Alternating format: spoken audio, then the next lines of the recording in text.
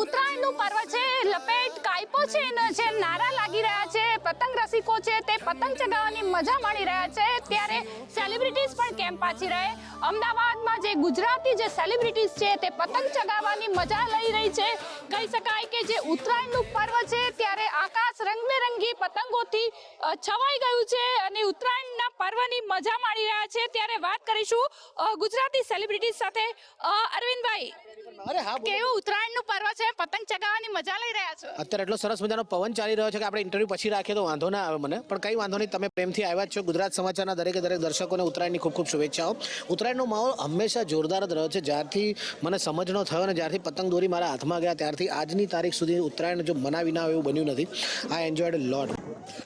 Sir, શું કહેશો? ઉત્તરાયણ પહેલાંની ઉત્તરાયણ અત્યારની ઉત્તરાયણ કેટલો ફરક પડી ગયો છે, શું કહેશો? સ્કાય સ્ક્રેપરો થયા ને પછી ઉત્તરાયણનો માહોલ થોડો અલગ થઈ ગયો. કારણ કે પહેલાં કેવું હતું કે ધાબા બધા એક માળ બે માળિયા એટલે દરેકે દરેક દેખાતા હતા. પતંગ કાપવાની ને રમવાની લૂંટવાની બધી મજા આવતી હતી. હવે કેવું છે કે અહીંયા 2 માળનું મકાન બાજુમાં 10 માળનું મકાન ઊભું થઈ ગયું ને એટલે આ એક સૌથી મોટી તકલીફ થઈ ગઈ. ઘડી જઈને ક્યાંક કોઈ એટલા બધા વાયરો ઇન્ટરનેટથી માંડીને બીજા બધા છે કે ઘડી પતંગો એની અંદર ભરાઈ જાય છે. એટલે જે ખુલ્લું આકાશ મળવાનું થાય ને શહેરોની અંદર આ બધું ઓછું થઈ ગયું છે. છેલ્લા 10 વર્ષની અંદર માહોલ આ બદલાયો છે ઉત્તરાયણનો.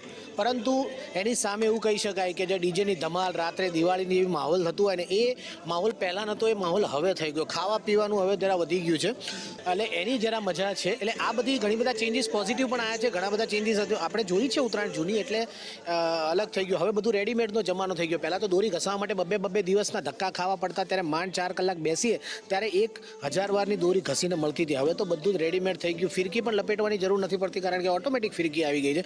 પહેલાં લાકડાની ફિરકી આવતી હતી, હવે આ પ્લાસ્ટિકની ફિરકી આવવા મળી જેની અંદર આ સ્ક્રૂ પણ હાથમાં વાગે છે. એટલે આ બધી ઘટનાઓ બદલાઈ ગઈ છે. પણ એની સામે હવે સરસ મજાના ઊંચા ધાબા, મિત્રોની મજા, સરસ મજાના ગીતો, ડીજેના તાલે અમે જે ધમાલ કરીએ છીએ એ નાનપણમાં પતંગ ચગાવતા હતા, પતંગ લૂંટતા હતા. કોઈ એવી યાદગાર નાનપણની ઉત્તરાયણ? ઉત્તરાયણની યાદો તો બહુ જ બધી છે અને ઘણી વખત વાર કીધું પણ છે. કારણ કે પહેલી જ વખત માર પણ ઉત્તરાયણના કારણે જ ખાધો હતો. કારણ કે પહેલાં તો ફોન હતા નહીં કે તમને ખબર પડે કે છોકરો ક્યાં છે. અમે તો ટેલર લઈ અને ફિરકી લઈને પહોંચી જતા શાહપુર કસાવા માટે.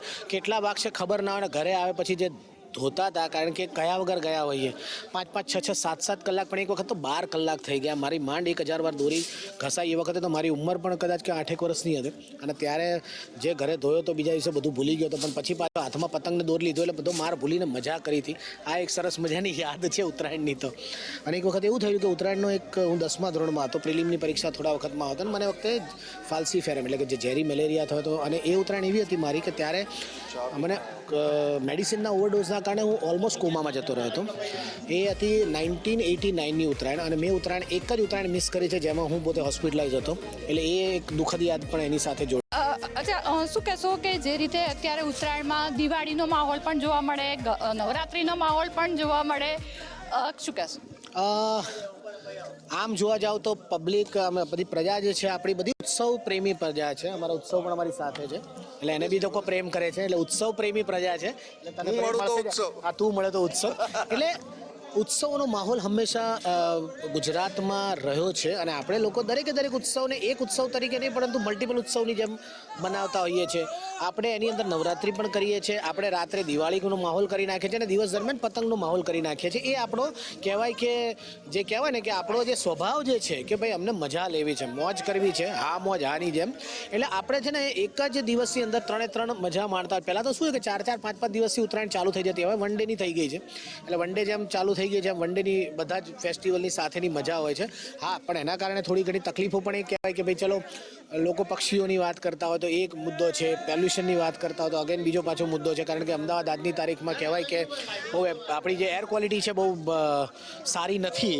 તો એની અંદર આપણે વધારો કરી રહ્યા છીએ ઉત્સવોના કારણે. પણ શું કરી શકીએ, આપણે કોઈને તહેવાર મનાવતા રોકી નથી શકતા અનફોર્ચ્યુનેટલી. ગુજરાતી એટલે ફૂડના શોખીન, શું કહેશો? ઊંધિયું, જલેબી, કચોરી? મને જલેબી તો મારી સૌથી ફેવરેટ છે અને ઊંધિયા સાથે જલેબી ખાવાની એટલે મારા માટે સૌથી વધારે એટ્રેક્શન પતંગ પછી જે છે ઊંધિયા જલેબીનું છે. એટલે અચ્છા, દર્શકો માટે કયું ગીત તમે કહેશો? ઉડે ઉડે ઉડે મને થઈ પતંગ ઉડે અને આકાશે આંબવાના ઓરતા હોજી. જામી છે ભાઈ જામી, જંગ છાપરે છે જામી, હવે જાગી જજો જે હોય ઘોરતા હોજી. તો બધા આવી જાઓ આ મેદાને જંગમાં દોરી પતંગ લઈ ચિલ્લમ ચિલ્લી કરીએ રે ખેંચ મારો રે ઢીલ છોડો રે ગરબાના સ્ટેપ